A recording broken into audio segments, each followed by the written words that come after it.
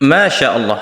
Dalam video kali ini Ustaz Khalid Basalamah menjelaskan kepada kita semua bahwasanya Allah Subhanahu wa taala memberikan peringatan kepada diri kita semua, tujuannya agar kita bisa kembali dan bertobat kepada Allah Subhanahu wa taala.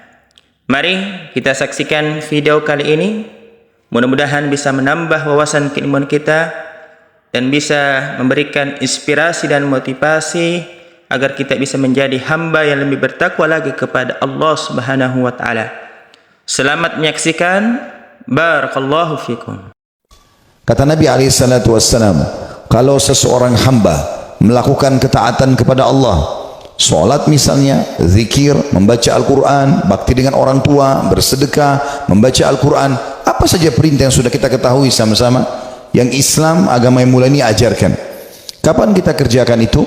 Kata Nabi SAW, satu perbuatan amal soleh ini Allah akan titikkan dalam hatinya sebuah tetesan cahaya atau satu titik cahaya.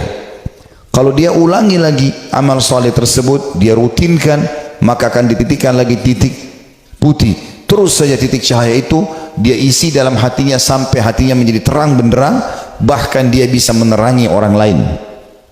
Sebaliknya, dan ini saksi bahasan kita, kalau seorang hamba melakukan maksiat kecil ataupun besar, maka Allah titikkan dalam hatinya titik warna hitam.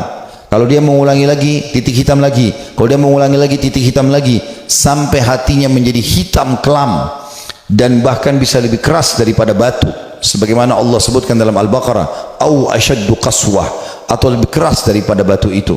Dan pada saat itu semua jenis peringatan tidak akan berpengaruh pada dia. Mau orang meninggal di sebelahnya, mau orang terjadi longsor, banjir, terjadi bencana alam, tidak ada sesuatu menyentuh hatinya, tidak membuat dia ketakutan dalam masalah-masalah tersebut. Dan pada saat itu tidak akan ada manfaat lagi hidupnya. Tidak lain dia seperti hewan yang tidak akan pernah lagi peduli dengan keadaan di sekitarnya. Saudaraku seiman, Allah Subhanahu wa taala dengan kemahamurahannya berbeda dengan manusia tentunya. Kita kalau punya pegawai di kantor melakukan satu kesalahan besar, mungkin ada yang memaafkan, ada yang tidak. Umumnya orang tidak memaafkan, pernah mencuri dan segala macam. Tapi Allah berbeda. Allah Subhanahu wa taala dengan kemahamurahannya, walaupun hamba tersebut melakukan dosa sekian banyak, dia akan maafkan. Allah Subhanahu wa taala bahkan gembira dengan taubat hambanya. Allah hanya ingin kita kembali ke jalannya, berada di atas jalan yang benar, makan, minum, pergaulan, pendapatan, pakaian yang halal, dan jangan lakukan yang haram. 5 huruf ini sama, 5 huruf tapi beda secara makna dan aplikasi di lapangan, halal dan haram. Dan sudah sering saya sampaikan dalam banyak pengajian-pengajian saya, kalau yang haram itu jauh lebih sedikit dari yang halal, halal itu jauh lebih banyak. Jadi tidak ada alasan kita untuk terjerumus pada perbuatan yang haram ini.